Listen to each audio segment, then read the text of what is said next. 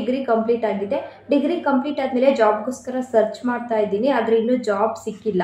ಆದರೆ ಒಂದು degree complete ಆದಮೇಲೆ ಮನೆಯವ್ರ ಹತ್ರ ದುಡ್ಡು ಕೇಳೋದು ಅಂದರೆ ನಮಗೂ ಹಿಡ್ಸು ಮುರ್ಸು ಆಗುತ್ತೆ, ಮತ್ತು ಮನೆಯವರು ಕೊಡೋದಕ್ಕೆ ಹಿಂದೆ ಮುಂದೆ ನೋಡ್ತಾರೆ. ಆದರೆ ಸಿದ್ದರಾಮಯ್ಯನವರು ಮಾಡಿರುವಂತಹ ಯುವ ನಿಧಿ ನಮಗೆ ತುಂಬ ಹೆಲ್ಪ್ ಆಗ್ತಿದೆ. ಯಾರಿಗೆ ಹೆಲ್ಪ್ ಆಗ್ತಿದೆಯೋ ಇವಾಗ ಗೊತ್ತಿಲ್ಲ, ನನಗಂತೂ ತುಂಬ ಹೆಲ್ಪ್ ಆಗ್ತಿದೆ. ಯಾಕಂದರೆ ಹೊರಗಡೆ ಜಾಬ್ ಸರ್ಚ್ ಮಾಡಬೇಕಾದ್ರೆ ಸಿದ್ದರಾಮಯ್ಯನವರು ಹಾಕ್ತಿರುವಂತಹ ಯುವ ನಿಧಿ ದುಡ್ಡಿಂದ ನಾನು ಹೊರಗಡೆ ಹೋಗ್ತಾ ಇದ್ದೀನಿ. ತುಂಬ ಇಂಡಿಪೆಂಡೆಂಟ್ ಆಗಿದ್ದೀನಿ, ಪೇರೆಂಟ್ಸ್ ಮೇಲೆ ಡಿಪೆಂಡ್ ಆಗಿಲ್ಲ.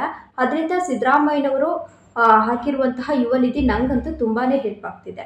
ಇವತ್ತೇನು ಅನ್ನಭಾಗ್ಯ ಯೋಜನೆಯನ್ನ ಜಾರಿಗೆ ತಂದಂತ ಸನ್ಮಾನ್ಯ ಶ್ರೀ ಮುಖ್ಯಮಂತ್ರಿ ಸಿದ್ದರಾಮಯ್ಯ ಸರ್ ಅವರು ಹಾಗೇನೆ ಡಿ.ಕೆ. ಶಿವಕುಮಾರ್ ಅವರಿಗೆ ಧನ್ಯವಾದಗಳನ್ನು ಹೇಳ್ತೀನಿ. ಯಾಕಂದ್ರೆ ಇವತ್ತು ಈ ಅನ್ನಭಾಗ್ಯ ಯೋಜನೆ ಹಾಗೇನೆ ಮನೆಯಲ್ಲಿ ರೇಷನ್ ತರಗೆ ಈಗ ಕೊಡೋ ಒಂದು ಕೂಲಿಯಲ್ಲಿ 300 ರೂಪಾಯಿ ಕೊಡ್ತಾರೆ. ಆ ಕೂಲಿಯಲ್ಲಿ ಅವರಿಗೆ ರೇಷನ್ ತರಕ್ಕಾಗಲ್ಲ.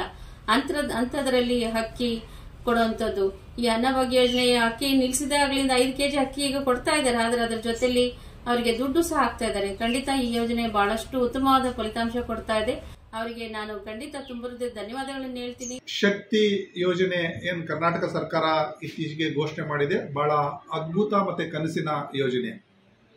5 ಗ್ಯಾರಂಟಿಯಲ್ಲಿ ಇದು ಬಹಳ ಪ್ರಮುಖವಾಗಿರುವಂಥದ್ದು. ಕಾರಣ ಮಹಿಳೆಯರಿಗೊಂದು ಆಶಾಕಿರಣ, ಮಹಿಳೆಯರ ತನ್ನ ಕನಸುಗಳನ್ನ ಈಡೇರಿಸಿಕೊಳ್ಳಿಕ್ಕೆ, ತನ್ನ ಬದುಕನ್ನ ಕಟ್ಕೊಳ್ಳಿಕ್ಕೆ, ದೂರದ ಊರುಗಳಿಗೆ ಹೋಗಿ ಕೆಲಸ ಮಾಡಿ ವಾಪಸ್ ಬರಲಿಕ್ಕೆ, ಮಕ್ಕಳನ್ನ ವಿದ್ಯಾಭ್ಯಾಸಕ್ಕೆ ಕಳಿಸ್ಲಿಕ್ಕಾಗಿ, ಹೀಗೆ ಬೇರೆ ಬೇರೆ ಕಾಯಿಲೆಗಳು, ರೋಗಗಳು, ಬೇರೆ ಬೇರೆ ಇದಕ್ಕೆ ಆಸ್ಪತ್ರೆಗೆಲ್ಲ ಹೋಗಿ ಬರಲಿಕ್ಕೆ ಇದೊಂದು ಅವಳಿಗೆ ವರದಾನ ಆಗಿದೆ.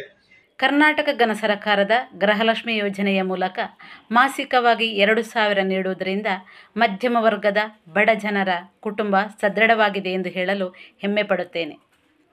ಇಂದು ಬಡ ಕುಟುಂಬಕ್ಕಿರುವ ಕನಿಷ್ಠ ಆದಾಯದಿಂದ ಜೀವನ ನಡೆಸಲು ಕಷ್ಟ ಸಾಧ್ಯ.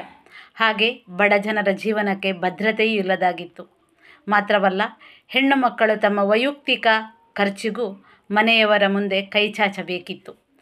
ಮಾತ್ರವಲ್ಲದೆ ತಮ್ಮ ಆಸೆ ಆಕಾಂಕ್ಷೆಗಳನ್ನು ಈಡೇರಿಸಲಾಗದೆ ಮನೆಯವರ ನಿರ್ಧಾರಗಳಿಗೆ ತಮ್ಮ ಕನಸನ್ನು ಬಲಿಕೊಡಬೇಕಿತ್ತು. ಗೃಹಲಕ್ಷ್ಮಿ ಯೋಜನೆಯಿಂದ ಜನರಲ್ಲಿ, ಅದರಲ್ಲೂ ಮಹಿಳೆಯರಲ್ಲಿ ಭರವಸೆ ಮೂಡಿದೆ. ಇದರಿಂದಾಗಿ ಮಧ್ಯಮ ವರ್ಗದ ಬಡ ಕುಟುಂಬದ ಹೆಣ್ಣು ಮಕ್ಕಳ ಕೈಯಲ್ಲೂ ಹಣ ಚಲಾವಣೆಯಾಗುತ್ತಿದೆ. ಇಂತಹ ಉತ್ತಮ ಯೋಜನೆಯ ಬಗ್ಗೆಯೂ ವಿರೋಧ ವ್ಯಕ್ತಪಡಿಸುವವರಿದ್ದಾರೆ. ಇದು ಕಾಂಗ್ರೆಸ್ ಸರ್ಕಾರದ ಹಣ ಅಲ್ಲ, ನಮ್ಮ ತೆರಿಗೆ ಹಣ ಅನ್ನುತ್ತಾರೆ. ಆಗಲಿ, ನಮ್ಮ ತೆರಿಗೆ ಹಣವೇ ಆಗಿರಲಿ. ಆದರೆ ಹಿಂದಿನ ಸರ್ಕಾರ ಯಾಕೆ ಈ ತೆರಿಗೆ ಹಣವನ್ನು ನಮಗೆ ನೀಡಿಲ್ಲ?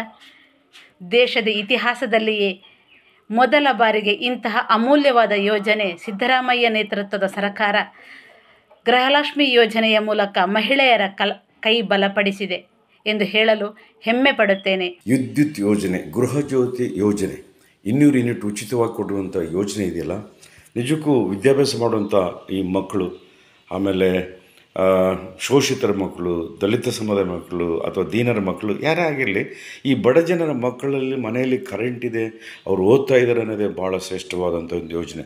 ಇಂಥ ಒಂದು ಯೋಜನೆ, ಈ ಗೃಹಜ್ಯೋತಿ 200 ಯೂನಿಟ್ ಉಚಿತಕರವಾದಂಥ ಯೋಜನೆಯನ್ನು ಕೊಟ್ಟು ಈ ಬಡ ಮಕ್ಕಳಿಗೆ ನಾವು ಇಷ್ಟೊಂದು ಎನ್ಕರೇಜ್ಮೆಂಟ್ ಕೊಡ್ತಿರೋಂಥ ಸನ್ಮಾನ ಶ್ರೀ ಮುಖ್ಯಮಂತ್ರಿ ಸಿದ್ದರಾಮಯ್ಯವರು ಮತ್ತು ಉಪಮುಖ್ಯಮಂತ್ರಿ ಆಗಿರುವಂಥ ಡಿ.ಕೆ. ಶಿವಕುಮಾರ್ ಅವರು ಅಂತ ಈ ಸರ್ಕಾರ ನಿಜಕ್ಕೂ ಒಂದು ಶ್ಲಾಘನೀಯ. ನಾವು ಚಿಕ್ಕವರಿದ್ದಾಗ ನಾವು ಬೆಳಕಿಲ್ಲ, ಕರೆಂಟೇ ಇರಲಿಲ್ಲ, ತಡವಾಗಿ ಬಂತು, ಹಾಗಾಗಿ ವಿದ್ಯಾಭ್ಯಾಸ ಮಾಡಲಿಕ್ಕೆ ಸಾಧ್ಯವಾಗಲಿಲ್ಲ. ಆದರೆ ಇಂಥ ಒಂದು ಯೋಜನೆ, ಗೃಹಜ್ಯೋತಿ ಯೋಜನೆ ತಂದು ಇಷ್ಟೊಂದು ಚೆನ್ನಾಗಿ ಎಲ್ಲ ಮಕ್ಕಳಿಗೆ ಮತ್ತು ಅಲ್ಪಸಂಖ್ಯಾತ ಬಹಳಷ್ಟು ಮಕ್ಕಳು, ಬಡವ್ರ ಮಕ್ಕಳು, ಎಲ್ಲ ಬಡ ದೀನರ ದರಿದ್ರ ಮಕ್ಕಳು ಮನೇಲಿ ಓದ್ತಾರೆ ಅನ್ನೋದೇ ಆ ಗೃಹಜ್ಯೋತಿ ಯೋಜನೆ ಭಾಳ ಅತಿಶಯವಾದದ್ದು.